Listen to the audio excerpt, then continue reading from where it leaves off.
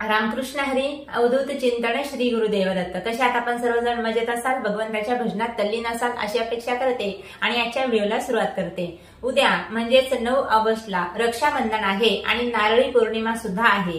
तर पौर्णिमेची सुरुवात आजच झालेली आहे, पण आपण ज्या काही सेवा साधना उपासना करत असतो पौर्णिमेच्या निमित्ताने, काही जण होम हवन करत असतील, काही जण सत्यनारायणाची पूजा करत असतील, काही जण पुरुष सुक्त श्री सुक्ताचा पाठ करत असतील, किंवा काही जण व्यंकटेश स्तोत्राचा सुद्धा पाठ करत असतील, किंवा एक दिवसाचं कुठलंही पारायण आपण या दिवशी करत असतो. तर या पौर्णिमेच्या निमित्ताने जे आपण सेवा करणार आहोत त्या सुद्धा उद्या करणार आहोत. आणि उद्या अतिशय पुण्य पावन काळ आहे आणि सुंदर असं रक्षाबंधन सुद्धा उद्या आहे. ज्या बहीण भावामध्ये वर्षभर वाद होतात ते बहीण भाऊ सुद्धा उद्याच्या दिवशी अजिबात भांडत नसतात, नाही का. आता झालं हे लहान यांचं, पण मोठ्यांच्या सुद्धा मनामध्ये आपल्या बहिणीविषयी किंवा आपल्या भावाविषयी जर काही कडवटपणा असेल तर या रक्षाबंधनाच्या निमित्ताने दोघंही एकत्र येतात आणि दोघं सुद्धा एकमेकांना अगदी प्रेमाने समजावून घेतात. बहीण आपल्या लाडक्या भावाला राखी बांधते आणि भाऊ सुद्धा आपल्या लाडक्या बहिणीला काहीतरी बक्षीस देतो आणि या निमित्ताने हा जो कडवटपणा आहे नात्यातला तो दूर होऊन अगदी प्रेमाची चव या नात्यामध्ये येत असते. तर असा हा सुंदर बहीण भावाच्या नात्याला गोडवा निर्माण करणारा हा सण उद्याच्या दिवशी आहे. तर आपल्या भावाला त्याच्या अगदी मानसिकतेप्रमाणे किंवा त्याच्या आर्थिक स्थितीप्रमाणे किंवा त्याच्या परिस्थितीनुसार तुम्हाला उद्याच्या दिवशी राखी बांधायची आहे. तर कोणत्या रंगाची राखी बांधल्यानंतर तुमच्या भावाचं कोणतं कार्य होणार आहे ते मी आपल्याला या व्हिडिओमध्ये सांगणार आहे, म्हणून व्हिडिओ शेवटपर्यंत नक्की पहा. तुमचं जर लग्न झालेलं असेल आणि तुम्हाला रक्षाबंधनाच्या निमित्ताने आपल्या माहेरी जायचं असेल तर त्या अगोदर निश्चितच एक सेवा करा आणि नंतर आपल्या माहेरी जा. कारण तुम्ही माहेरी गेल्यानंतर तुम्हाला तिथे आशीर्वाद द्यायचा आहे. जरीही बहीण लहान असली तरी सुद्धा आपल्या भावाला आशीर्वाद देण्याची पात्रता तिच्यामध्ये आहे. कारण सर्वात लहान आमची कोण होती तर मुक्ताई होती, पण ज्ञानेश्वर माऊलींना सुद्धा आशीर्वाद देण्याची आणि उपदेश करण्याची पात्रता आमच्या मुक्ताईमध्ये होती. म्हणूनच लहान बहिणीला सुद्धा मोठ्या भावाला अधिकार आहे की तिने आशीर्वाद दिला पाहिजे. म्हणून तुम्ही तुमच्या घरी एक सेवा करायची आहे आणि नंतरच आपल्या माहेरी जायचं आहे. तर सेवा काय करायची आहे जाणून घेऊया.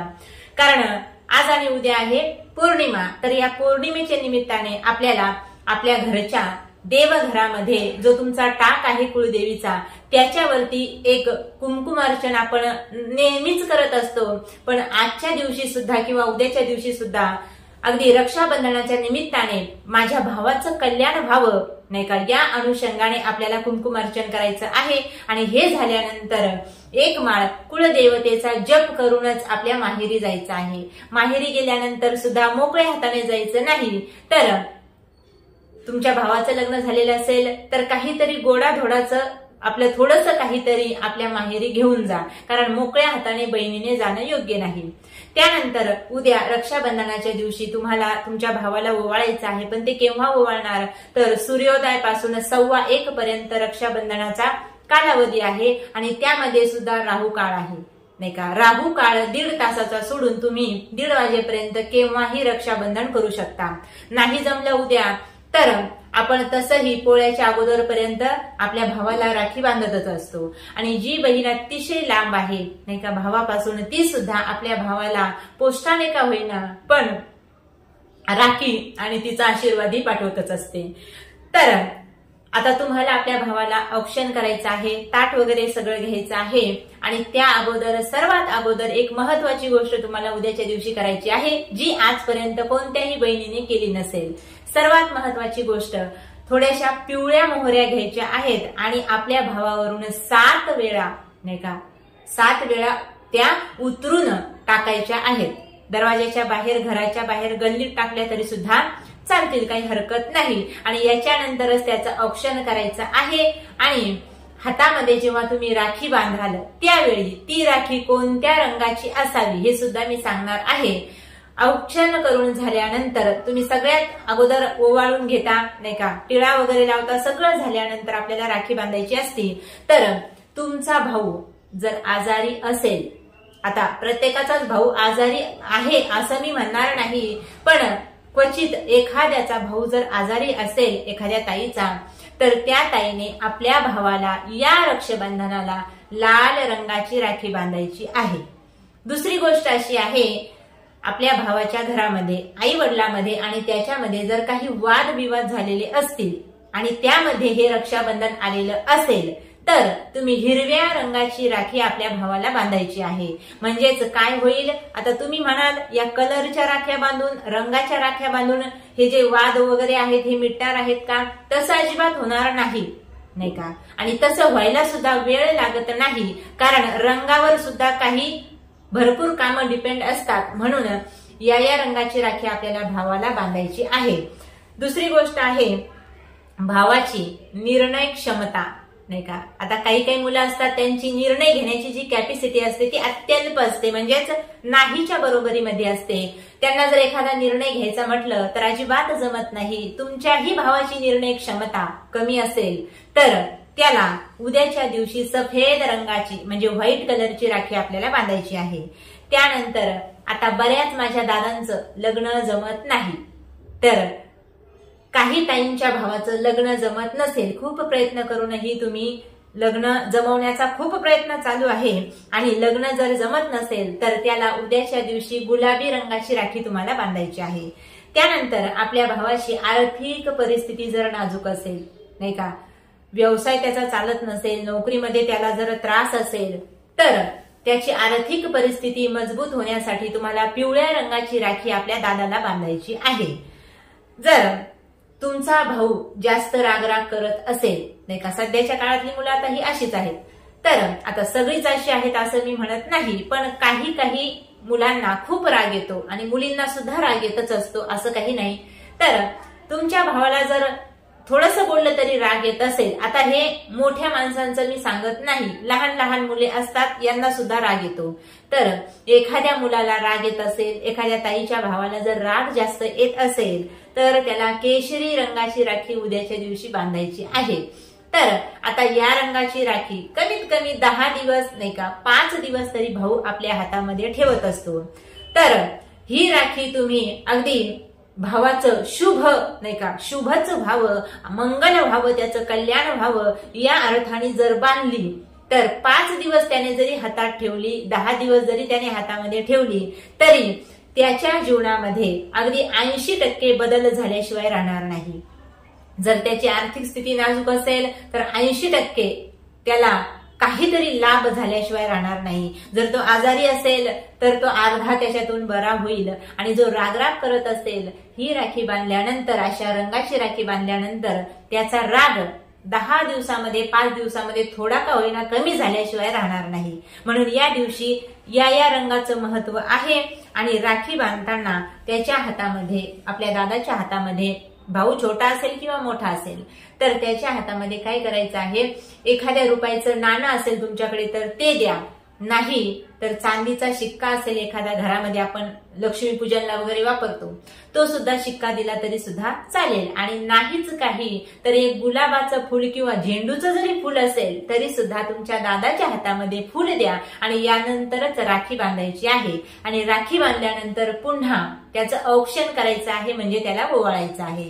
हे करून झाल्यानंतर सर्वात महत्वाची गोष्ट, नाही का, आपण एवढंच करत असतो प्रत्येक रक्षाबंधनाला, प्रत्येक ताई, प्रत्येक दादासाठी एवढंच करत असते. आणि मग आपला दादा, नाही का, आपला भाऊ आपल्याला काहीतरी गिफ्ट देतो. एवढं झाल्यानंतर आणखी एक काम उद्याच्या दिवशी करायचं आहे. ते म्हणजे काय, तर सगळं काही झाल्यानंतर, नाही का, एकमेकांना तुम्ही मिठाई वगैरे भरवता आहे, ही झाल्यानंतर काय करायचं आहे, आपल्या घरातल्या कुळदेवतेसमोर जायचं आहे, नाही का. आता आपल्या आईच्या घरचा जो देव्हारा आहे, नाही का, देवाच्या समोर जायचं आहे आईच्या घरामध्ये. बहिणीने सुद्धा आणि भावाने सुद्धा, तुम्हाला वेळ असेल तेव्हा ही गोष्ट करा. या दिवशी बहीण भावाचा सण असल्यामुळे हे काम फक्त दोघांनाच करायचं आहे, हे लक्षात घ्यायचं. बसल्यानंतर दोघांनाही आसन घ्यायचे आहेत बसायला. आणि तुमच्या आईच्या घरामध्ये जो टाक आहे कुळदेवीचा, नाही का, आता तुम्ही जर लग्न झालेल्या ताई असतील तर तुम्ही म्हणाल ही सेवा आम्ही सुद्धा करायची का. लग्न झालेल्या असो किंवा लग्न झालेल्या नसो, प्रत्येक ताईने आपल्या भावासाठी आणि आपल्या आई वडिलांच्या कुटुंबासाठी ही सेवा उद्याच्या दिवशी करायची आहे. आपण आपल्या घरासाठी खूप काही करतो आणि तसेच या रक्षाबंधनाच्या दिवशी आपल्या भावाच्या आणि आपल्या आई वडिलांच्या कल्याणासाठी सुद्धा एक गोष्ट आपल्याला करावायची आहे, तीच मी तुम्हाला सांगते आहे। तर दोघांनी देवासमोर बसायचा आहे। जो देवपूजेच्या घरातील आई वडिलांच्या घरातील जो टाक आहे कुळदेवीचा, तर तो टाक एका ताटामध्ये घेतला तरी सुद्धा चालेल आणि त्याला हळद कुंकू अक्षदा व्हायचे आहेत, फुलं व्हायचे आहेत, दिवा लावायचा आहे, धूप दीप अगरबत्ती दाखवायची आहे आणि हे सगळं झाल्यानंतर खडी साखरेचा किंवा तुम्ही जी मिठाई आणलेली असेल आपल्या दादाला देण्यासाठी ती थोडीशी मिठाई या आपल्या मातेसमोर ठेवायची आहे, कुळदेवी समोर ठेवायची आहे आणि दोघांनी सुद्धा नाही का त्यांच्या घरामध्ये जर एकच माळ असेल तर दोघांनी तिथे थांबायचं आहे आणि एकाने एक माळ जप करायचा आहे। तो कशाचा? तर आपल्या कुळदेवीच्या नावाचा। जर कुळदेवीच्या नावाचा जप तुम्हाला करायचा नसेल तर या जगामध्ये सर्व बहिणींचा भाऊ कोण आहे? तर आमचे हनुमंतराय आहेत आणि उद्याच्या दिवशी आहे शनिवारचा दिवस आणि तो सुद्धा श्रावण शनिवार आहे। म्हणून आपल्या भावाप्रमाणे रक्षण करणारे आपले मारुतीराय असल्यामुळे ओम हनुमंताय नमः या मंत्राचा एक माळ जप कुणी करायचा आहे? बहिणींनी करायचा आहे। आणि भावाला आपल्या दादाला कुलदेवता त्यांची जी असेल, कोणती का कुलदेवता असे ना, पण ओम कुलदेवाय नमः या मंत्राचा एक माळ जप करायला लावायचा आहे। आता एकाचा जप चालू असताना दुसऱ्याने मात्र उठायचं नाही, तिथेच बसून राहायचं आहे। ताई जप करीत असेल तर दादानी बसून राहायचं, दादा जप करत असेल तर ताईनी बसून राहायचं। अगदी 10 मिनिटाची ही सेवा आहे आणि ही सेवा झाल्यानंतर दोघांनी सुद्धा आपल्या त्या देवतेला नमस्कार करायचा आहे आणि हे झाल्यानंतर आपल्या घरामध्ये गोडाधोडाचा नैवेद्य आपल्या देवीला कुळदेवीला दाखवायचा आहे, आपल्या देवघरातील सर्व देवांना दाखवायचा आहे आणि पक्वान्नाचं जेवण आपल्या बहिणीला सुद्धा या दिवशी द्यायचं आहे आणि बहिणीला दक्षिणा देऊ शकता नाही का, नवे वस्त्र देऊ शकता, आणखी तुम्हाला जे काय द्यायचं ते द्या, फक्त काळ्या आणि पांढऱ्या रंगाचे कपडे या दिवशी आपल्या ताईला भेट देऊ नका। त्यानंतर लोखंड किंवा धारदार वस्तू आपल्या ताईला भेट देऊ नका। आणि सर्वात महत्वाचं, आता हे सगळं झाल्यानंतर सगळ्यात महत्वाची गोष्ट, जी ताई आहे आपल्या दादाला राखी बांधलेली आहे त्या ताईला माझी कळकळीची अगदी मनापासून आणि हात जोडून विनंती आहे, प्रत्येक ताईने उद्याच्या दिवशी, उद्याच्या रक्षाबंधनाच्या दिवशी, आजपर्यंत तुम्ही ही गोष्ट आपल्या दादाला कधीच सांगितलेली नाही, पण उद्याच्या दिवशी नक्की आणि नक्की आणि नक्की सांगा। काय सांगा? सगळं झाल्यानंतर आपल्या घरी येताना दादाला सांगायचं, तो दादा लग्न झालेला असो की छोटासा असो किंवा मोठा असो किंवा म्हातारा असो, सगळ्यांना सांगा बरं का। सगळ्या ताईंना विनंती आहे माझी की दादा आजपर्यंत तू जसं माझं रक्षण केलंस नाही का, जसं मला अगदी तळ हाताच्या फोडाप्रमाणे तू जपलंस नाही का, माझ्यावर प्रेम केलंस, तर दादा एकच विनंती आहे, या रक्षाबंधनाच्या दिवशी तुला एकच विनंती करते, मला काही कर दे किंवा नको देऊ, मला त्याचं काही वाटणार नाही, पण एकच कर दादा। विशेषतः ही गोष्ट कॉलेजच्या मुलांना जर सांगितली तर मला अतिशय आवडेल असं मला वाटतं।